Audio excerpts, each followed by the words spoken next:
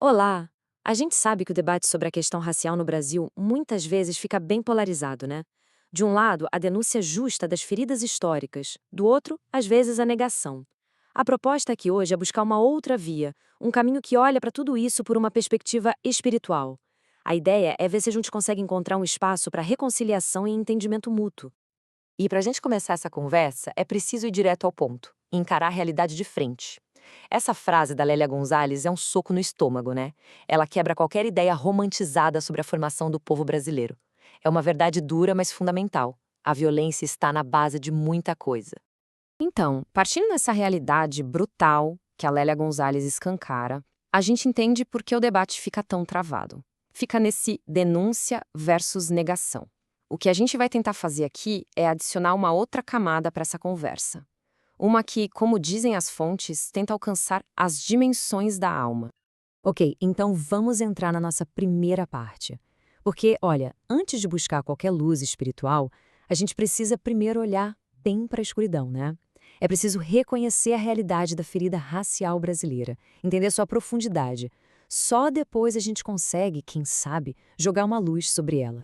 E no centro de toda essa discussão, a gente encontra um conceito muito famoso, o da democracia racial. Por muito, muito tempo, essa foi a história que o Brasil contou para si mesmo. A ideia de que aqui todo mundo vivia em harmonia, sem preconceito, sem barreiras, um verdadeiro paraíso racial. Só que, bom, a realidade, como a gente sabe, é bem mais complicada que isso. E aí que tá o pulo do gato. Figuras como a Lélia Gonzalez mostraram que esse papo de harmonia, na verdade, funcionava como uma cortina de fumaça. Uma forma de esconder a violência, a exploração, de apagar a história de sofrimento.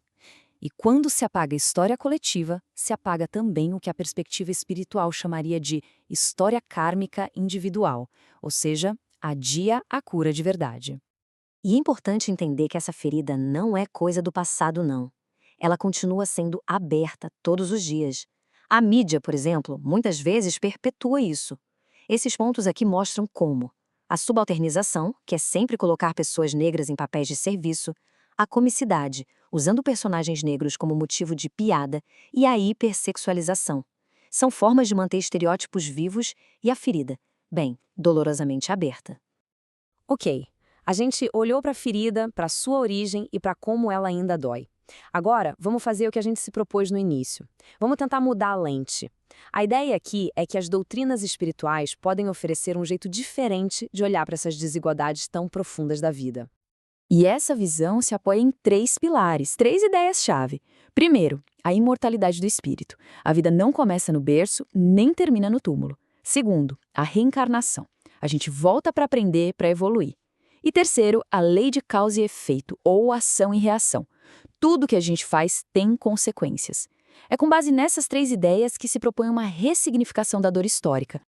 E agora a gente chega num ponto que é, talvez, o coração emocional e cultural desta análise.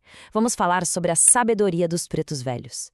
Esse arquétipo, essa figura espiritual tão poderosa que nasce justamente do sofrimento, mas o transforma em pura sabedoria. Olha que imagem forte! A gente vê aqui um altar onde a fé e a memória se encontram. As imagens dos pretos velhos ali lado a lado com os santos católicos. Isso é o puro suco do sincretismo brasileiro, né? Mostra o lugar central que essas entidades ocupam como guardiões da memória ancestral e símbolos de uma fé que acolhe e que cura. Mas afinal, o que são os pretos velhos? O que eles representam? Basicamente, são essas qualidades: paciência, humildade, uma sabedoria imensa que só pode nascer de quem já sofreu muito. E aqui, um ponto importante: a resignação deles não é passividade de jeito nenhum. É uma força serena, de quem entendeu os mecanismos da vida. Por isso são vistos como grandes conselheiros, verdadeiros curadores da alma. E essa frase aqui, ela resume tudo de um jeito muito bonito e humano. Eu vejo eles bem velhinhos, bem sofridos, calmos, tranquilos, e imagino eles uns doutores da vida.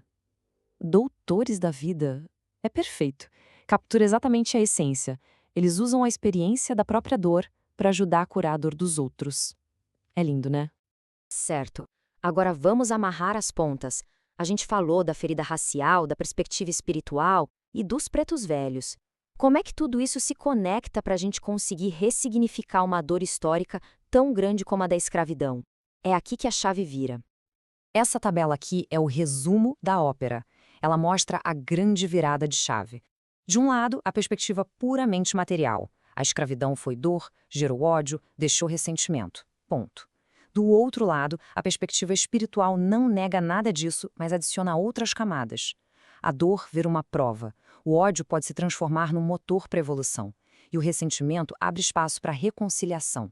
Veja bem, não é apagar a injustiça, de forma alguma, é encontrar um caminho para superá-la sem ficar preso nesse ciclo de ódio. Beleza, com esse novo jeito de entender as coisas, a pergunta é: e agora? Como a gente constrói um futuro diferente? A gente vai para a nossa parte final agora, que é justamente sobre isso, encontrar os caminhos para a fraternidade, conectando essa jornada da alma com a luta, bem real e necessária, por dignidade e justiça. E aqui tem um ponto que precisa ficar muito, mas muito claro.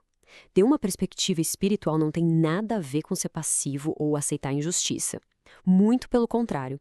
Olha só essa letra do Rim com Sapiência. Não vamos mais querer, senzala nunca mais, migalhas não vou recolher. Isso é um grito de basta. É a mais pura afirmação de dignidade, é uma força que vem de dentro e que diz: chega de submissão, chega de migalhas. Essa consciência do próprio valor é a base para construir qualquer fraternidade de verdade. Uma fraternidade de iguais. E a gente termina com essa provocação, porque reconhecer a ferida é fundamental. Denunciar a injustiça é indispensável, mas isso não pode ser o fim da linha. A grande questão que fica no ar é o que a gente faz a partir daí? Como a gente pode, na prática, construir uma fraternidade real? A resposta talvez não esteja só na luta lá fora, mas também na coragem de olhar para dentro, de curar a própria alma e de conseguir finalmente enxergar no outro um irmão de jornada. Fica aí a reflexão pra gente.